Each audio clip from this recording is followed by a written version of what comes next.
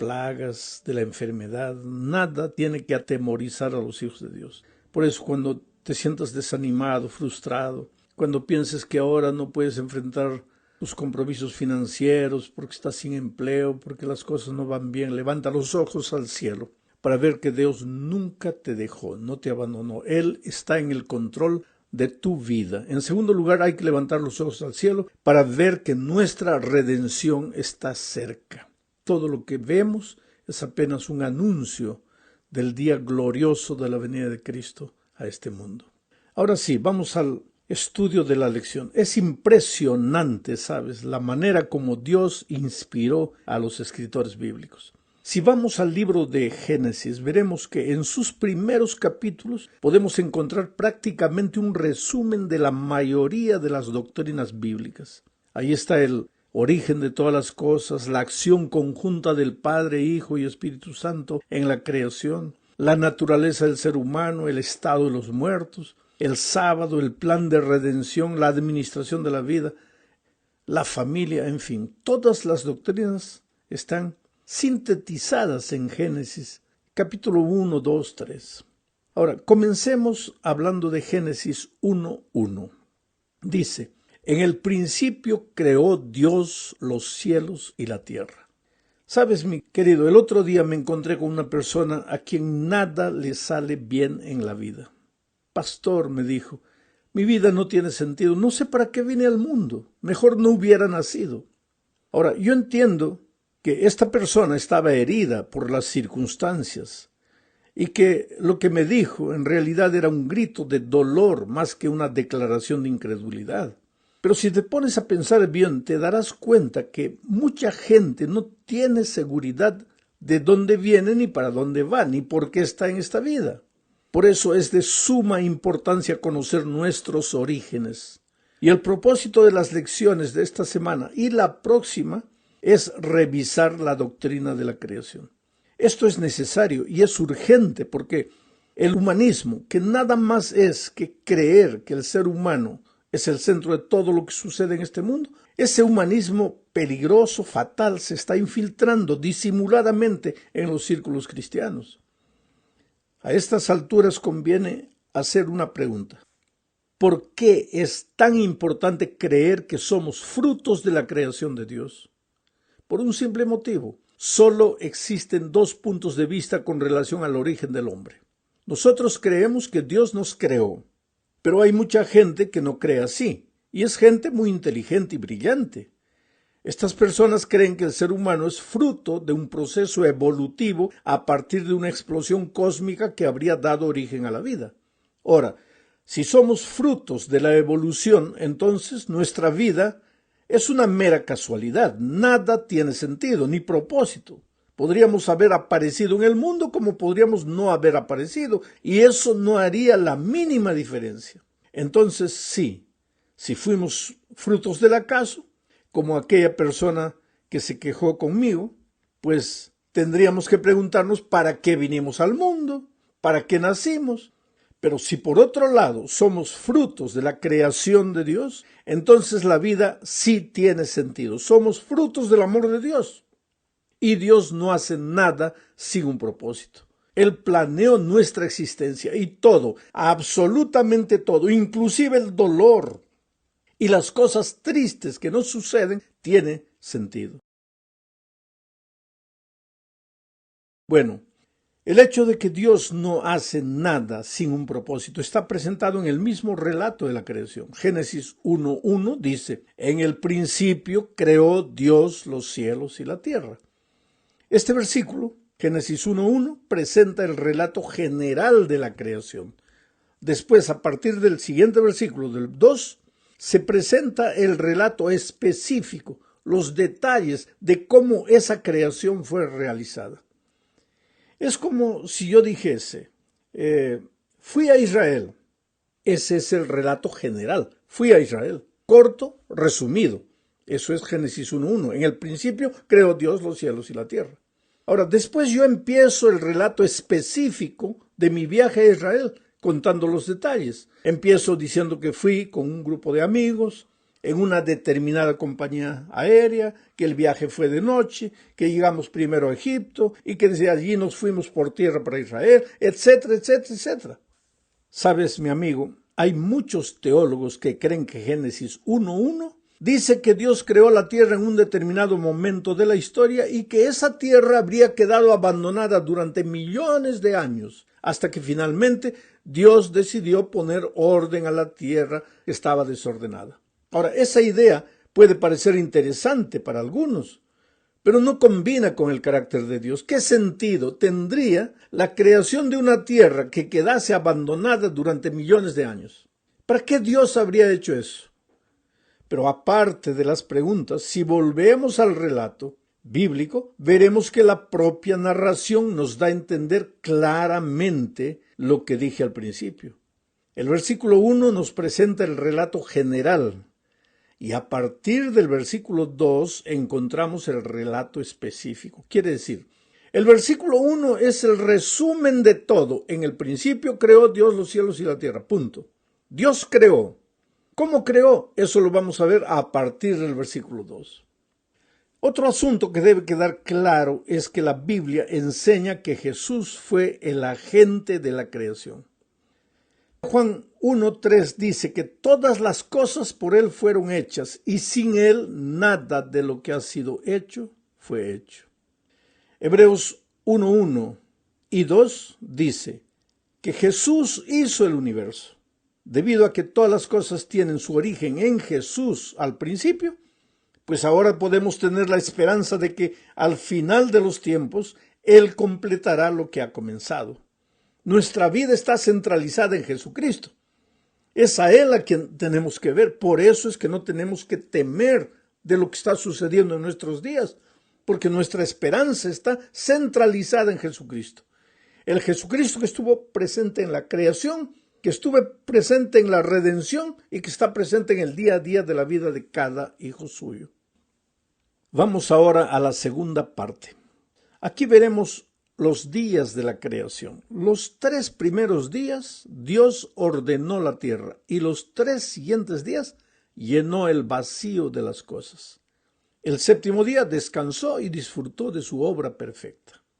En los últimos tiempos, ¿sabes? Viene habiendo una tendencia a considerar que la semana de la creación no fue una semana literal, sino que cada día tal vez significó 1000 años o 1.000.000 de años, y que la semana de la creación es apenas una metáfora, una parábola, e incluso hasta un mito. Hay gente que piensa de esa manera. Esta manera de pensar surgió a raíz de la teoría de la evolución, porque la teoría de la evolución pues supone largos periodos de tiempo para explicar el desarrollo de la vida en el planeta. Pero, ¿qué enseña la Biblia sobre este asunto? ¿Por qué los días de la creación en Génesis 1 deben entenderse como días literales y no como días simbólicos? Bueno, en todo el relato de la creación, el escritor bíblico usa la expresión y fue la tarde y la mañana, y fue la tarde y la mañana, del día primero, el día segundo, la tarde, la mañana, y así hasta el último día, hasta el 7º día. Ahora, la palabra día en hebreo es yom. Ya sabes una palabra hebrea ahora, yom. La palabra día en hebreo es yom. Y se refiere, esa yom en hebreo, se refiere específicamente a un día de 24 horas. Inclusive se menciona la tarde y la mañana. No es nada simbólico, es un día literal. Inclusive la naturaleza literal de la palabra día se da por sentada cuando Dios escribió el 4º mandamiento con su propio dedo, indicando que el fundamento para el día de reposo sabático se basa en la secuencia de una semana literal de los 7 días de la creación. Dice, porque en 6 días fueron hechos los cielos y la tierra. Quiere decir que no podemos aceptar la idea de que esos 7 días fueron días simbólicos. Vamos ahora a la tercera parte de este estudio. Aquí estudiaremos la relación de la creación con el sábado. Mira, la palabra sábado en hebreo es Shabbat. Significa descanso, reposo. Ahora, ¿por qué digo que la palabra sábado en hebreo es Shabbat. Ahora tú ves la importancia de por qué teníamos que conocer un poco de en qué idioma fue escrito la Biblia, cómo fue escrito la Biblia, todo eso. Porque el tema de la creación, si no conocemos un poco de hebreo, no sabremos que la palabra día, yom en hebreo, significa un día de 24 horas. Y no sabremos que la palabra sábado viene del Shabbat, que significa descanso, reposo. Dios es todo eso, un Dios de paz, de Shabbat, de Shalom, de donde viene otro derivado, de tranquilidad, de sosiego y de reposo. Y cuando Dios creó al ser humano, no lo creó para que viviera la vida loca que vive hoy, sino para que estuviese tranquilo, que tuviese tiempo para todo y disfrutase de todas las cosas buenas que el Señor quería darle. Por eso, en la misma creación estableció Dios el principio del Shabbat, del reposo. Génesis 2, 1 al 3 dice: fueron pues acabados los cielos y la tierra y todo lo que hay en ellos. El séptimo día concluyó Dios la obra que hizo y reposó el séptimo día de todo cuanto había hecho. Entonces bendijo Dios al séptimo día y lo santificó, porque en él reposó de toda la obra que había hecho en la creación. Ahora, si Dios reposó el sábado, con toda seguridad no fue porque estaba cansado. Dios jamás se cansa ni se fatiga. Entonces, ¿por qué descansó? Bueno, para enseñarle al ser humano a encontrar reposo, porque él sabía que si el hombre no tuviese un día a la semana para descansar de sus labores diarias y pensar en Dios, se olvidaría de Dios, entraría en una vorágine de trabajo y de nada le serviría al hombre todas las cosas que acababa Dios de crear y entregárselas a él. Pero hay que notar que el reposo no está en el día. El sábado, mira, presta atención, no te asustes con lo que voy a decir. El sábado es un día como cualquier otro día en su esencia. Tiene 24 horas, tiene día, tiene noche, no tiene un minuto a más que los otros días. El sábado en su esencia es como cualquier otro día. Ahora, ¿qué es lo que lo hace diferente de los otros días? Es el hecho de que Dios reposó, lo bendijo y lo santificó. O sea, lo separó de los otros. Ahora, una cosa es una cosa, pero si Dios viene y bendice esa cosa ya no es cosa común, es cosa bendita. Una cosa es cualquier cosa, pero si Dios viene y la santifica, esa cosa pasa a ser una cosa santa. Por lo tanto, el día sábado, que es como cualquier otro día, pasa a ser un día bendito y un día santo porque Dios quiso así, porque Dios lo hizo diferente a los otros días, no en su esencia, sino en su significado. ¿Y para qué Dios separó el sábado? Para que el ser humano encontrase el reposo.